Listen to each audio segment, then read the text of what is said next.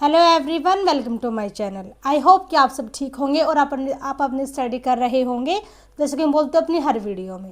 तो देखिए, आज जो हमारी वीडियो है ये रहेगी मॉक टेस्ट नंबर 13 के रिगार्डिंग।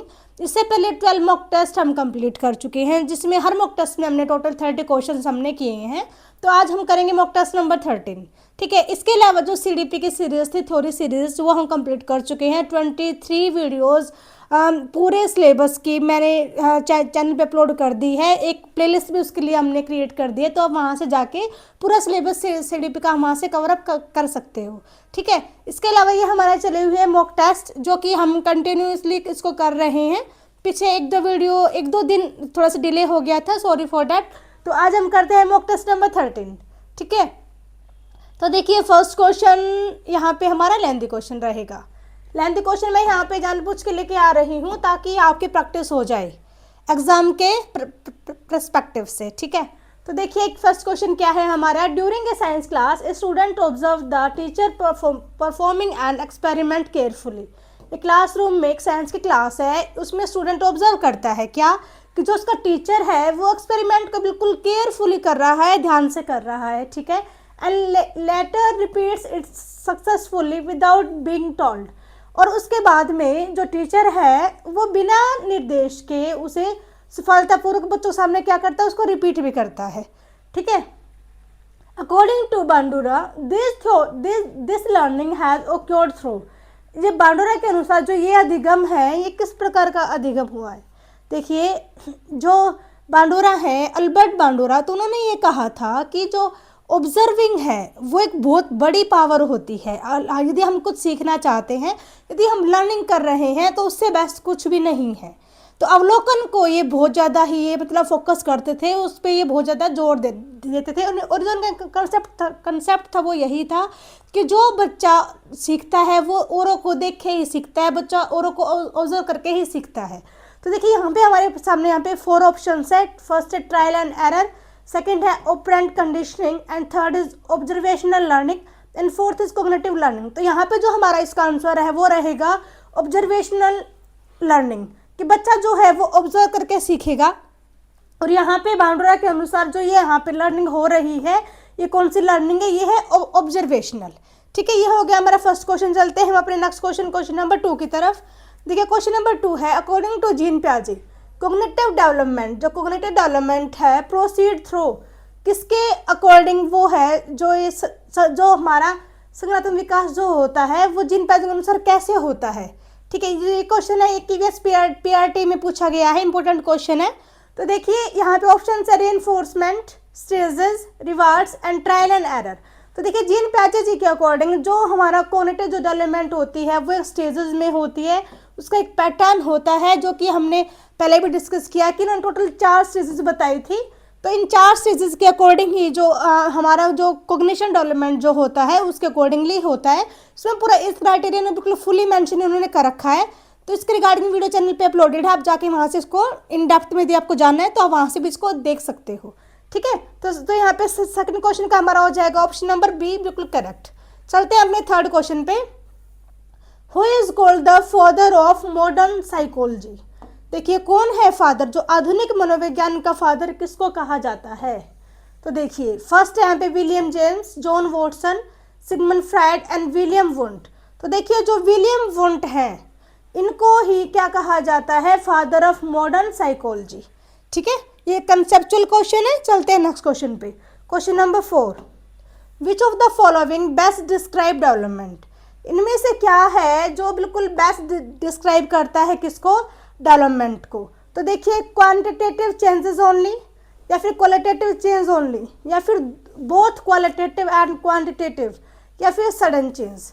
देखिए जो डेवलपमेंट की यदि हम बात करते हैं तो इसमें हम दोनों को ही इंक्लूड करते हैं, चाहे वो क्वांटिटेटिव हो या फिर क्वालिटेटिव हो, दोनों हो गई। देखिए कैसे, क्वांटिटेटिव मतलब क्या है कि हाइट कितनी बड़ी, जिसको हम मेजर कर सकते हैं नंबर्स में। ठीक है, हाइट हो गया, वेट हो गया, तो इस तरह आ जाएंगे हमारे क्वांटिटेटिव में। और क्वालिटेटिव बोले तो कि इंसान के वैल्यूज़ क्या है, उसके उसमें मतलब कि उसकी पर्सनालिटी कैसी है, उसका औरों के साथ बिहेवियर कैसा है, जिसको हम मेज़र नहीं कर सकते, है ना, हम सिर्फ आइडिया लगा सकते हैं कि इंसान ऐसा है, नेचर ऐसा होगा। तो ये सब क्या है, ये है उसकी क्वालिटेटिव, जो उसकी क्वालिटीज़ हैं, ठीक है। तो अब जब हम बात करते हैं डेवलपमेंट की, तो इसमें हम दोनों को इंक्लूड करते हैं, क्वालिटेटिव को भी और क्वांटिटेटिव को भी, ठीक है। चलते हैं नेक्स्ट क्वेश्चन, क्वेश्चन नंबर 5 पे। The process of adjustment of new information into existing schema is, नई जानकारी को पुराने अनुभवों से जोड़ना क्या कहलाता है? तो देखिए ये कहलाता है असिमुलेशन, आत्मसात। कि जब हमें कुछ पता है, जैसे कि जो हमारे पास एक्सपीरियंस है, ठीक है, जो हमारे पुराने अनुभव है, उसको हम अपने न्यू नॉलेज जो हम सीख रहे हैं, तो हम उसको एक दोनों को हम यहाँ पे ज्वाइन कर रहे हैं, एक साथ लेके आ रहे हैं। तो ये सब क्या है, इसको कहते हैं आत्मसात करना, कि हम उस चीज़ से बिल्कुल फैमिलियर हो गए हैं, उस चीज़ को हमने अच्छे से क्या कर लिया है, ग्रहण कर लिया है, ठीक है। तो यहाँ पे फिफ्थ का हो जाएगा ऑप्शन नंबर बी। चलते हैं क्वेश्चन नंबर 6 पे। Education is the manifestation of perfection already in man, किसने कहा था? ये कथन वाला क्वेश्चन है कि किसने कहा था। तो देखिए ये कहा था स्वामी विवेकानंद ने, कि जो शिक्षा है वो मनुष्य में पहले से विद्यमान पूर्णता का प्रकटीकरण है, ठीक है। ये कहा था किसने? स्वामी विवेकानंद जी ने। ये भी सीधा क्वेश्चन, डायरेक्ट क्वेश्चन है। चलते हैं हम अपने नेक्स्ट क्वेश्चन पे, question number 7। The term conditioned response is associated with, जो शर्तबद्ध जो प्रतिक्रिया है वो शब्द किससे संबंधित है? तो देखिए क्या वो पावलोव से संबंधित है, या स्किनर से, या फिर थॉर्नडाइक से, या फिर बांडूरा से? तो देखिए जो कंडीशनड रिस्पॉन्स जो वर्ड है ये पावलोव से रिलेटेड है। इनकी जो थ्योरी थी उन सब में इन्होंने बताया था कि जो कंडीशनड और अनकंडीशनड जो रिस्पॉन्सेज है, या फिर जो हम एक्टिविटी करते हैं, उन सब का इन्होंने अच्छे से एक्सप्लेन किया था अपनी थ्योरी में, ठीक है। चलते हैं अपने नेक्स्ट क्वेश्चन, क्वेश्चन नंबर 8 पे। विच theory explain learning through consequences of behaviour, कि कौन सी थ्योरी है जो एक्सप्लेन करती है कि learning through consequences of behaviour, कि जो हमारी लर्निंग है, जो हमारा सीखना है, वो किसका परिणाम है? व्यवहार के परिणामों से ही अधिगम को समझता है। फिर इसका मतलब कहने का क्या है कि जो हमने सीखा है, जो हमने लर्निंग की है, वो कॉन्सिक्वेंसेज ऑफ बिहेवियर से ही हमको मिलती है। तो ये सब किसने कहा था, या किस थ्योरी में ऐसा कहा गया है? कौन सा ऐसा सिद्धांत है? क्या वो क्लासिकल कंडीशनिंग है, या ऑपरेंट कंडीशनिंग है, या फिर इनसाइट लर्निंग, या फिर फील्ड थ्योरी? देखिए यदि हम बात करते हैं learning through consequences of behaviour, तो ये सब दिया गया था ऑपरेंट कंडीशनिंग थ्योरी में। वहाँ पर दिखाया गया था कि जो हम करते हैं, जो हमारे मतलब काम करने का जो तरीका है, जो कंडीशन है, वो सब ही हमारे आउटकम लेके आते हैं लर्निंग के लिए, कि हम क्या सीख रहे हैं और हम कैसे सीख रहे हैं, ठीक है। तो यहाँ पे क्वेश्चन 8 का हो जाएगा हमारा बी ऑप्शन करेक्ट। चलते हैं अपने क्वेश्चन नंबर 9 पे। According to Erik Erikson the main conflict during adolescence is, कि एरिक्सन के अनुसार जो किशोर अवस्था है उसका मुख्य संघर्ष क्या है? मतलब कहने का क्या है कि जो एडोलेसेंस जो एज होती है, वो एरिक एरिक्सन के अकॉर्डिंग यहाँ पे कौन सी यहाँ पे स्टेज को बिल्कुल मैच कर रही है। तो देखिए टोटल इन्होंने 8 स्टेजेस बताई थी एरिक एरिक्सन ने अपने सिद्धांत में। तो उनमें से जो एडोलेसेंस है उसमें होता है आइडेंटिटी वर्सेस रोल कन्फ्यूजन। ये जो एज होती है ये में भी 13 to 18 या फिर 19 एज तक होती है ये।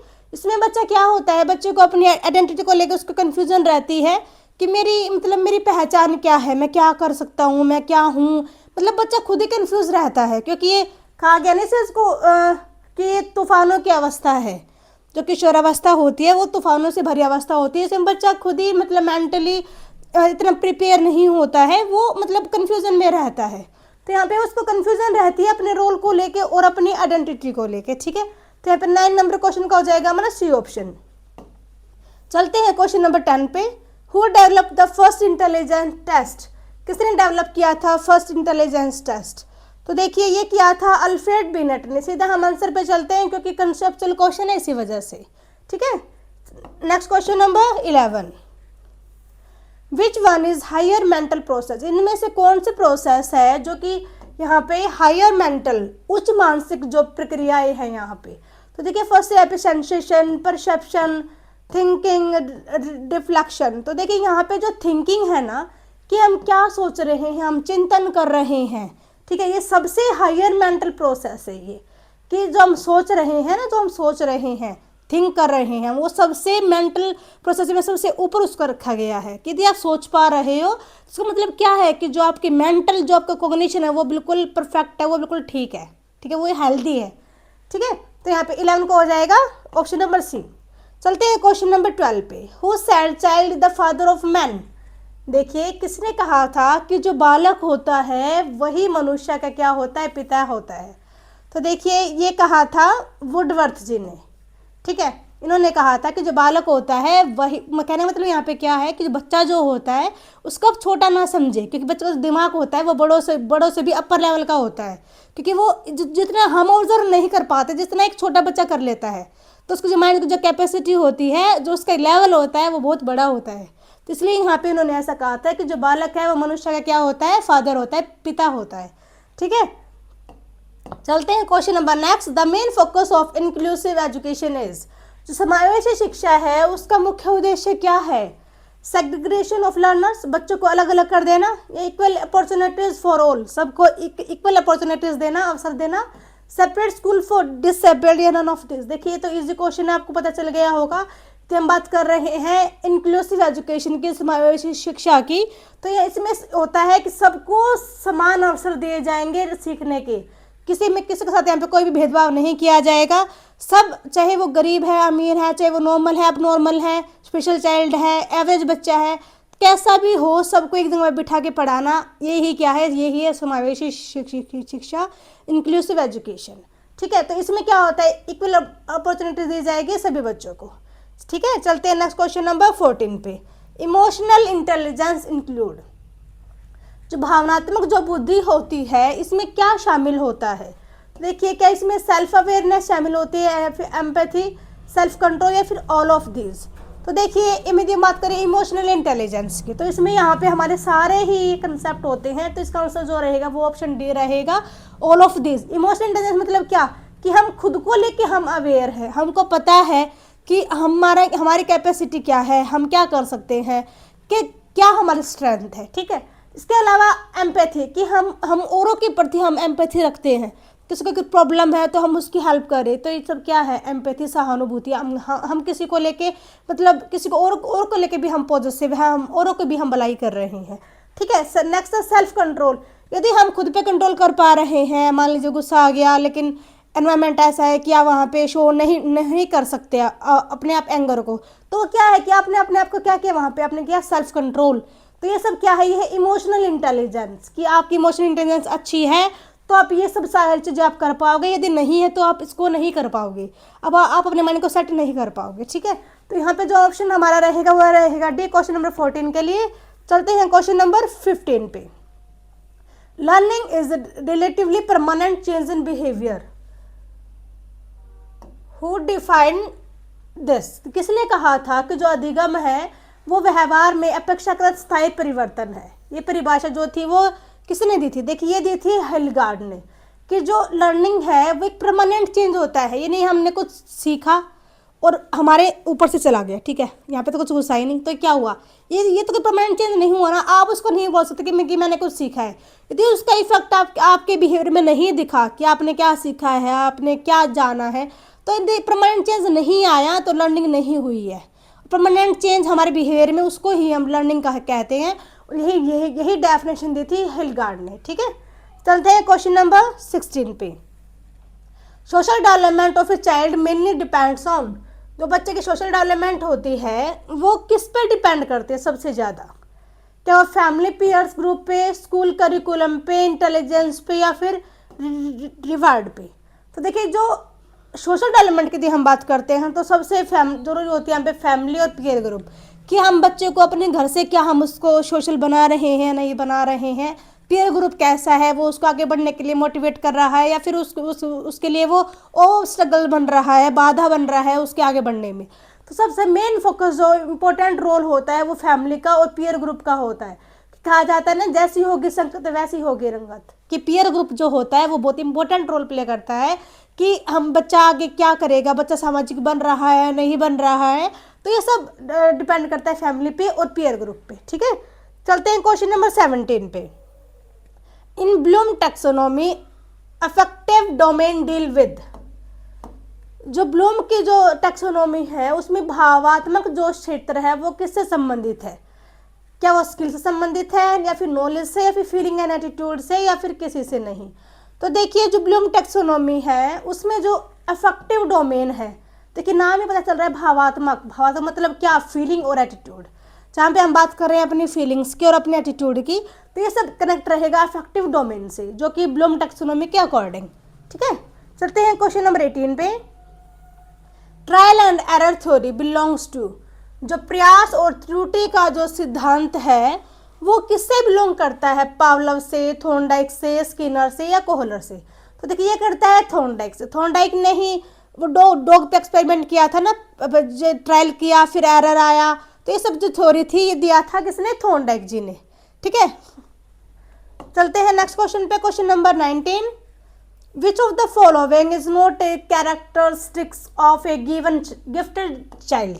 इनमें से क्या है जो कि एक प्रतिभाशाली बालक की विशेषता नहीं है? देखिए नहीं कंसेप्ट है, थोड़ा ध्यान दीजिएगा, नोट के बारे में हम बात कर रहे हैं। ठीक है, तो क्विक लर्नर्स, यदि हम गिफ्टेड बच्चे के बारे में बात कर रहे हैं तो बच्चे क्विक लर्नर तो होंगे ही। ठीक है, ये तो ओरिजिनल थिंकिंग भी, बच्चे ओरिजिनल हिट्स बिल्कुल ये सोचते हैं, जो होते हैं वही अपने आप को रिप्रेजेंट करते हैं। ठीक है, मतलब इसके अलावा पुअर मेमोरी, देखिए ये बिल्कुल गलत है, ऐसा नहीं होता है। तो हमारा आंसर तो हमको यही ठीक है, क्योंकि हमको नहीं बताना था ना। तो यहाँ पे पुअर मेमोरी बच्चों की नहीं होती है, जो गिफ्टेड बच्चे हैं तो जो उनका IQ होता है वो अपर लेवल का होता है। ठीक है, तो मेमोरी पुअर इनकी नहीं होती है। तो क्वेश्चन नंबर 20 पे चलते हैं। देखिए scaffolding is related to, जो स्केप फोल्डिंग होती है वो किससे रिलेटेड है? यहाँ पे वाइगोस्की से, पियाजे से, बांडुरा से या फिर पावलोव से? तो देखिए जो स्केप फोल्डिंग है वो यहाँ पे रिलेटेड है वाइगोस्की जी से। वाइगोस्की जी ने ही कंसेप्ट दिया था स्केप फोल्डिंग का। ठीक है, इसके बारे में इन डेप्थ में हम पहले कर चुके हैं इस टॉपिक के बारे में। तो 20 क्वेश्चन का रहेगा option number A. Next question number 21, which psychologist is famous for बोबो डॉल एक्सपेरिमेंट? देखिए कौन से साइकोलॉजिस्ट है जो कि जाने जाते हैं अपने बॉबी डॉल एक्सपेरिमेंट के लिए? तो देखिए ये थे बांडुरा, अल्बर्ट बांडुरा जी ने ही किया था प्रयोग बोबो डॉल। एक इन्होंने डॉल पे किया था, तो उसको नाम दिया था बोबो डॉल। ठीक है, तो इस वाले एक्सपेरिमेंट से इन्होंने ये बताया था कि जो बच्चा होता है वो जो अग्रेशन सीखता है वो औरों को देख के सीखता है। बच्चे में ये चीज़ें पहले से नहीं होती, उसके माइंड में नहीं होती है, बच्चा औरों को देख के अग्रेशन सीखता है। यदि हम उसका अग्रेशन दिखाएंगे नहीं फैमिली एनवायरनमेंट में तो बच्चा अग्रेसिव नहीं बनेगा। तो उन्होंने यही कहा था कि जो बच्चा होता है वो अपने से बड़ों को अपना क्या मानता है? रोल मॉडल मानता है। वो अपनों से बड़ों को देख के ही सीखता है हर चीज़ें। तो इसलिए कोशिश करें कि आप अपने बच्चों के सामने बिल्कुल अच्छे से बिहेव करें ताकि बच्चा भी ऐसा ही करे। ठीक है, नेक्स्ट चलते हैं क्वेश्चन नंबर 22 पे। अधिगम के लिए तत्परता निर्भर करती है, फिर आगे क्वेश्चन नंबर 22, अधिगम के लिए जो तत्परता होती है वो किस चीज़ पे निर्भर करती है? ये हमारा क्वेश्चन नंबर 22 है। तो देखिए क्या वो मैच्योरिटी होनी चाहिए हमारे अंदर, मोटिवेशन होना चाहिए या फिर एक्सपीरियंस या फिर ऑल ऑफ दिस? तो देखिए ऑल ऑफ दिस होना चाहिए। यदि हम सीखने के लिए हम तत्पर कब होंगे? जब हमें मैच्योरिटी होगी, हम चीज़ को समझते हैं, हम चाइल्डिश बातें ना करके हम सिर्फ अपने टॉपिक पे फोकस करें क्योंकि हम सीखना चाहते हैं। ठीक है, मोटिवेटेड हम होंगे जब हमें मोटिवेशन होगा, हम फुली मोटिवेटेड है अपने कंसेप्ट को सीखने के लिए, कुछ जानने के लिए। और थर्ड एक्सपीरियंस जब हमको अनुभव होगा कि जिस चीज़ के बारे में हम पढ़ रहे हैं हमको उसके बारे में थोड़ा थोड़ा पता है, लेकिन हमको इसके बारे में इन डेप्थ में जानना है। तो उसको जानने के लिए हमें क्या होगी? हमें तत्परता होगी, हमें क्या होगी? उत्सुकता होगी। तो ये सब इन तीनों बातों पे ही निर्भर करती है। तो हमारा ऑप्शन रहेगा यहाँ पे डी, जो कि 22 क्वेश्चन पे बिल्कुल ठीक रहेगा। नेक्स्ट चलते हैं क्वेश्चन नंबर 23 पे। According to Freud personality is compose of, देखिए फ्राइड के अनुसार जो पर्सनैलिटी है वो किन चीज़ों से मिलके बनी है? ठीक है, कंपोनेंट क्या होते हैं पर्सनैलिटी के? तो देखिए ईड, ईगो और सुपर ईगो, इन तीनों से मिलके ही इंसान की क्या बनती है? पर्सनैलिटी बनती है। किसने कहा था? सिगमंड फ्राइड ने। ठीक है, तो यहाँ पे क्वेश्चन नंबर 23 का हमारा रहेगा ऑप्शन नंबर ए बिल्कुल ठीक। नेक्स्ट चलते हैं क्वेश्चन नंबर 24 पे। The most important factor affecting learning is, ऐसा कौन सा फैक्टर है जो कि सबसे ज़्यादा मोस्ट इंपॉर्टेंट फैक्टर है जो कि अफेक्ट करता है हमारी लर्निंग को, हमारे अधिगम को? तो देखिए टीचर मेथड्स करेंगे या फिर लर्नर मोटिवेशन या स्कूल एनवायरनमेंट या फिर सिलेबस? तो देखिए सबसे इम्पोर्टेंट जो होता है वो रहता है लर्नर मोटिवेशन, कि जो बच्चा है वो सीखने के लिए मोटिवेटेड है नहीं है। कि टीचर चाहे कितना भी अच्छा पढ़ा रहा हो, लेकिन जब तक बच्चा पढ़ने के लिए तैयार नहीं होगा ना, तो कोई भी टीचर उसको नहीं पढ़ा सकता, उसको कुछ भी नहीं सिखा सकता। ठीक है, तो ये थोड़ी ना कि टीचर पढ़ाना चाहता है, बच्चा तो कुछ जानना ही नहीं चाहता, तो टीचर चाहे कितनी भी कोशिश कर ले वो उसको पढ़ा सकता ही नहीं है। सबसे ज़रूरी होता है लर्नर का मोटिवेशन, कि लर्नर मोटिवेटेड है या फिर नहीं है। ठीक है, तो 24 का हमारा रहेगा बी ऑप्शन, बिल्कुल ठीक। नेक्स्ट चलते हैं क्वेश्चन नंबर 25 पे। हेरिडिटी डेटरमाइंस, जो वंशानुगति होती है वो क्या निर्धारित करती है? पोटेंशियल एबिलिटीज, या फिर हमारा एनवायरमेंट, फिर लर्निंग स्टाइल, या फिर डिसिप्लिन। देखिए जो हेरिडिटरी होती है, जो हमारा वंशानुक्रम है, जो तो वो क्या करेगी, हम वो करेंगे हमारी पोटेंशियल एबिलिटीज़, कि हमारी क्षमताएं क्या क्या हो सकती हैं, ये सब हमारी हेरिडिटरी फैक्टर होता है ये सब। ठीक है, देखिए जैसा होता कहते हैं ना कि फादर टीचर है, ठीक है, तो मतलब क्या है कि पॉसिबिलिटीज, संभावना ये रहती है कि बच्चे को जो IQ होगा वो अच्छा रहेगा। ठीक है, मतलब अपवाद तो हर जगह होते हैं, ऐसा नहीं है कि हर जगह ऐसा होता है, लेकिन पॉसिबिलिटीज मान के चलते हैं हम। तो ये सब क्या है, ये हेरिडिटरी फैक्टर्स रहते हैं, जिससे कि हमारी पोटेंशियल एबिलिटीज हमको मिलती हैं हेरिडिटरी। ठीक है, चलते हैं क्वेश्चन नंबर 26 पे। Play way method is most appropriate for, जो खेल विधि के जो मेथड्स हैं जो हम यूज़ करते हैं, बच्चे को हम खेल खेल में सिखा देते हैं कोई भी चीज़। ठीक है, तो वो किन सब बच्चों के लिए बिल्कुल उपयुक्त होगी, अप्रोप्रिएट होगी? प्राइमरी क्लासेस के लिए, सेकेंडरी क्लासेस के लिए, हायर एजुकेशन के लिए, फिर अडल्ट एजुकेशन के लिए। तो देखिए इजी है ये क्वेश्चन, 26 का ए ऑप्शन बिल्कुल ठीक रहेगा। प्राइमरी क्लासेस में ही हम प्ले वे मेथड यूज़ करते हैं बच्चों को पढ़ाने के लिए, कुछ नया कंसेप्ट सिखाने के लिए। कि बच्चे जो होते हैं उनको खेलना पसंद होता है, तो खेल खेल में ही बहुत सारी चीज़ें हम उनको आराम से सिखा सकते हैं। ठीक है, चलते हैं नेक्स्ट क्वेश्चन 27 पे। Match the personality theories with their proponents, मतलब जो हमारे ये एक साइड तो यहाँ पे हमारे सिद्धांत है, थ्योरी है, उस साइड में हमारे प्रवर्तक है, हमारे साइकोलॉजिस्ट की कौन उस थ्योरी किसने दी थी। तो देखिए फर्स्ट कॉलम में इसको अरेंज कर लेती हूँ, हो गया अरेंज अच्छे से। तो देखिए फर्स्ट है साइको एनालिटिक थ्योरी। जो साइको एनालिटिक थ्योरी है ये दी थी किसने? सिगमंड फ्रायड ने। साइको एनालिटिक थ्योरी है वो दी है सिगमंड फ्रायड ने। ठीक है, जो ट्रेड थ्योरी है दी थी आलपोर्ट जी ने, जॉर्डन आलपोर्ट ने। जो ह्यूमनिस्टिक थ्योरी है ये दी थी कॉल रोजर ने, और टाइप थ्योरी दी थी कॉल जोंग ने। यहाँ पे ऑप्शन में थोड़ा मिस्टेक हो गया है, तो मैंने आपके आंसर यहाँ पे इसका बता दिया है। ठीक है, चलते हैं नेक्स्ट क्वेश्चन पे। Question number 28। Which branch of psychology studies behaviour of individual in social situations, इनमें से कौन सी शाखा है मनोविज्ञान की जो कि सामाजिक परिस्थितियों में व्यक्ति के व्यवहार का क्या करता है, अध्ययन करती है। तो देखिए यहाँ पे जो सोशल साइकोलॉजी है वही है जो कि सामाजिक परिस्थितियों में, यदि हम बात कर रहे हैं सामाजिक, तो देखिए सोशल साइकोलॉजी, सोशल मनोविज्ञान जो होता है वही यहाँ पे इसका आंसर रहेगा। ठीक है, चलते हैं क्वेश्चन नंबर 29 पे। The branch of psychology which deal with teaching and learning processes is, कौन सी ऐसी ब्रांच है साइकोलॉजी की जो कि टीचिंग और लर्निंग, देखिए यदि हम बात करते हैं टीचिंग लर्निंग की, तो एजुकेशनल जो साइकोलॉजी होगी वही इसका आंसर रहेगा। ये मैंने यहाँ पे इसलिए ऐड किया है कि ब्रांचेस ऑफ जो साइकोलॉजी होते हैं वो अलग अलग टाइप की, अलग अलग बहुत सारी हैं, तो मैंने सोचा कि धीरे धीरे करके इसको भी यहाँ पे हम क्वेश्चन के माध्यम से हम इसको कंप्लीट कर लेंगे। ठीक है, तो लास्ट क्वेश्चन देखिए हमारा question number 30। A teacher praises students for completing homework on time and give him a star badge, कि एक टीचर जो है वो अपने एक बच्चे को समय पर गृह कार्य पूरा करने पर उसकी क्या करता है, उसको प्रशंसा करता है, उसकी तारीफ करता है, और उसको एक स्टार भी देता है। मतलब काम किया तो हम बच्चों को स्टार दे देते हैं ना, काम के बदले। एक बच्चे ने अच्छा काम किया है तो हमने उसको स्टार दे दिया। लेकिन कुछ टाइम के बाद क्या हुआ, the student continue doing homework regularly even without rewards. उसके बाद क्या हुआ, बच्चा काम तो कुछ कर रहा है, लेकिन उसको क्या कर रहा है, उसको कुछ पुरस्कार नहीं मिला। ठीक है, तो यह अधिगम प्रक्रिया किस सिद्धांत की अवधारणा को यहाँ पे दर्शा रहा है, मतलब कौन सा कंसेप्ट यहाँ पे आ रहा है लर्निंग थ्योरीज के रिगार्डिंग। तो यहाँ पे देखिए 4 ऑप्शंस आपको विजिबल होंगे, इन ऑप्शंस के अनुसार हम देखते हैं। तो देखिए यहाँ पे जिसका आंसर रहेगा वो हमारा रहेगा ऑपरेंट कंडीशनिंग। इसके अनुसार यहाँ पे है कि हमने बच्चों को क्या दिया, पुरस्कार दिया, ठीक है। बच्चा फिर अच्छा काम बच्चे ने किया, लेकिन कुछ लगातार दिन तक बच्चा अच्छा काम तो कर रहा है, लेकिन हम उसको रिवार्ड नहीं दे रहे, बच्चा फिर भी लगातार अच्छा काम किया जा रहा है।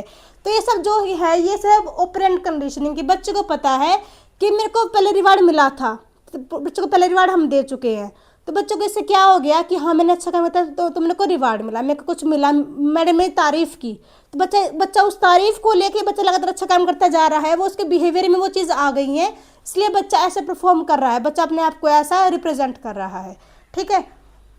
तो यहाँ पे ऑप्शन बी हमारा ठीक रहेगा इस क्वेश्चन के लिए। तो यही था हमारा mock test number 13। I hope कि आपको वीडियो अच्छी लगी हो, कंटेंट पसंद आया हो। मिलते हैं अपने नेक्स्ट वीडियो में। Bye everyone.